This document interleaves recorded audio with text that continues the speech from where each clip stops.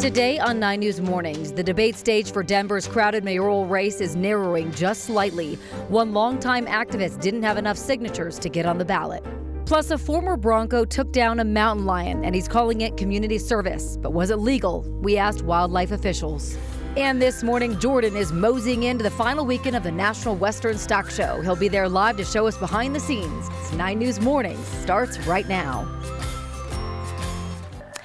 Good morning. Taking a live look over Denver this morning. Another chilly day ahead with some snowflakes possibly later this evening. And Jordan Chavez is out live at the National Western Stock Show right now. Jordan, it says Jordan Lopez in there, which, you know, I had to giggle about.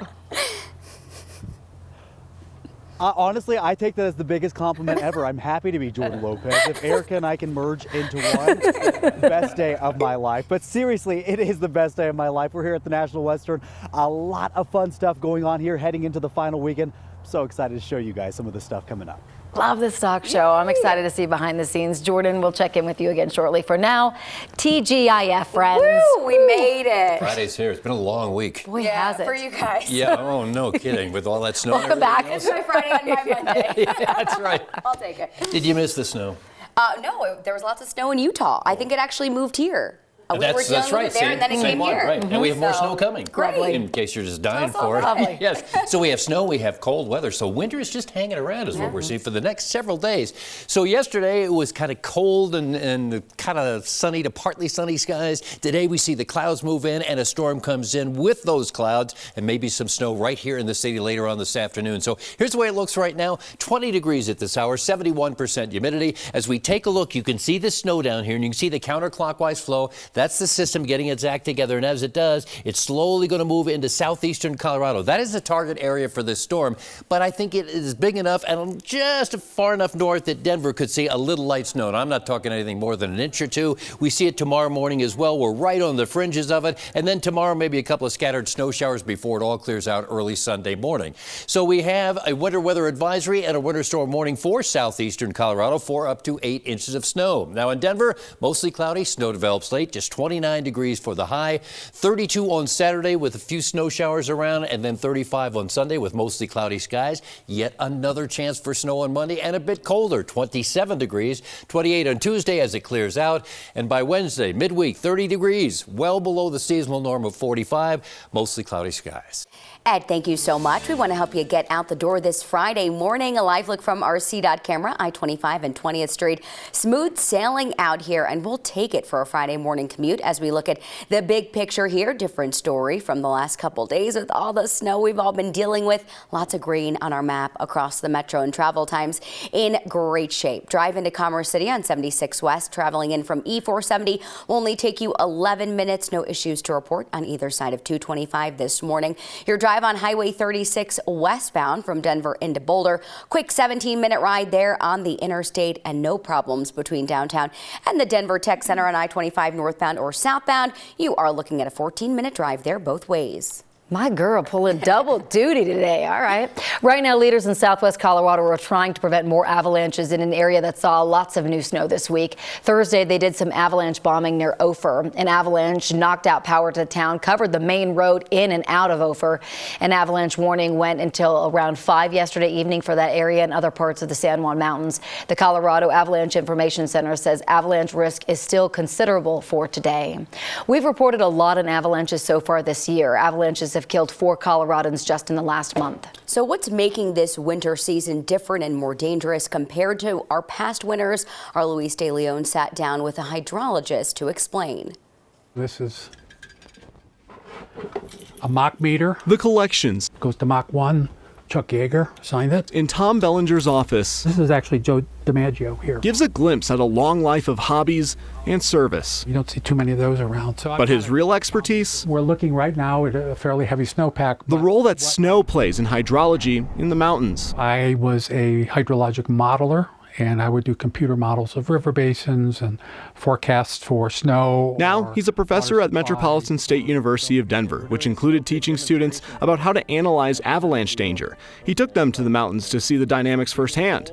He says the sheer amount of snowfall the state has gotten has played a big role in the avalanches we've seen recently, but there's more to it. And also what happens in between snowstorms to the snowpack to create different layers of strength within that snowpack. And what those layers in the snow do, he says, plays a role. So that could be a settling of a snowpack.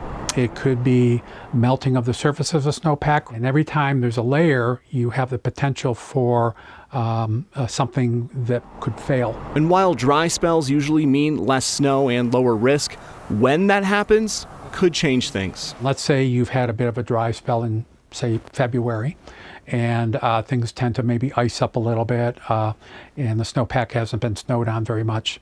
When you get into March, which is our heaviest snowfall month, suddenly you get a big dump of snow, and all that snow is laying on top of those weaker layers that probably have formed through the dry spell.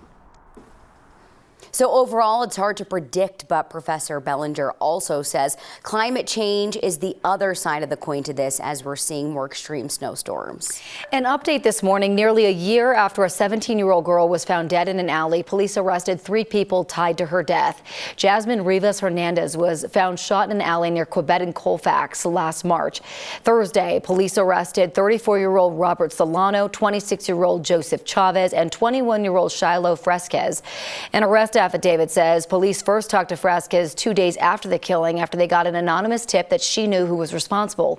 They found Solano and Chavez through a stolen car captured on surveillance video speeding by the alley. Solano is accused of killing Rivas Fernandez. The other 2 are facing accessory charges. It is still not clear if there was any connection between the suspects and Rivas Fernandez. A former altar boy is suing the Catholic Church, a parish, and a former priest. He says the priest abused him more than 100 times when he was a teenager. The former priest, Tim Evans, was convicted in 2007 of molesting 3 children at churches in Arvada and Fort Collins. Scott Verity alleged that Evans sexually abused him from 1999 to 2003, but he never reported it to authorities. Yesterday, he became the first person in Colorado to use a new state law that allows alleged victims who are past the statute of limitations to still sue their alleged abusers. Verity named the Archdiocese of Denver, a Fort Collins church, and Evans in the suit. At a press conference, he described the effects the alleged abuse has had on his life. I turned to drugs and alcohol because that was the only way to numb kind of my feelings and allow for just a way to get through the day. But it also had a significant impact on my relationships, whether that was romantic or friendly. I was never really able to have a deep relationship with friends, with girls. I had no ability to trust anybody. Evans was released on parole in 2020. We were unable to locate him yesterday. The Archdiocese of Denver told us that it had not been served with the suit and would not comment on pending litigation. The race for Denver mayor is getting tighter. This morning, a well-known community activist is out. Yesterday was the deadline for candidates to turn in signatures to get on the ballot. Out of the 26 candidates, 25 turned in signatures and 3 didn't have enough to make the cut, including Terrence Roberts. Roberts' inability to gather 300 valid signatures is surprising. He's been a prominent anti-gang activist for years. His story is featured in a recent book and coming documentary, The Holly. And Roberts wasn't new to the race. He announced his candidacy back in April. Candidates had to submit their signatures for verification by 5 yesterday. The city's candidate tracker shows Roberts and 2 others were ruled out of the race for insufficient signatures. 10 candidates already have their signatures approved, meaning they will be on the ballot in April. Election workers are checking signatures for 12 others. The clerk's office told us the ballot isn't official until February 3rd, so candidates left off could challenge the ruling in court. This is Denver's first open mayoral race in more than a decade. In February, 9 News will host a debate with all of the candidates getting public financing through the Fair Election Fund. The election is in April. Today, the first round of interviews to find the next head coach of the Denver Broncos is expected to wrap up. The Walton Penner ownership group is set to meet with the Cowboys defensive coordinator Dan Quinn in Dallas. This as his Cowboys are getting ready for a big playoff game Sunday against the 49ers. Yesterday, the 49ers defensive coordinator DeMeco Ryans was scheduled to meet with the Broncos in the Bay Area. He is the 7th candidate known to have interviewed with the Broncos, although we know Jim Harbaugh is now out.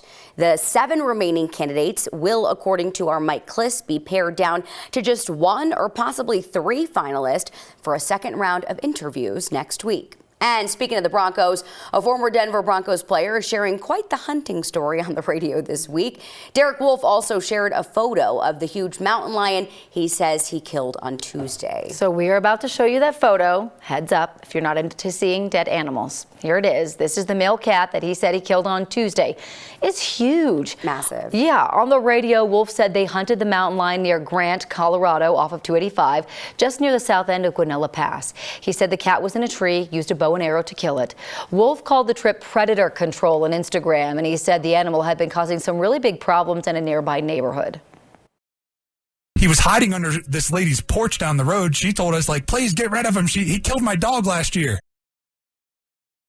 Wolfe said he loves hunting deer and elk, but recently got his license for mountain lion hunting. He and a buddy took advantage of the recent snow this week so they could find animal tracks more easily. And Colorado Parks and Wildlife says this was all legal. Wolfe is a licensed hunter in good standing with CPW, and he followed the reporting requirements. Mountain lion hunters have to pass a certification course, which is an extra requirement for this animal.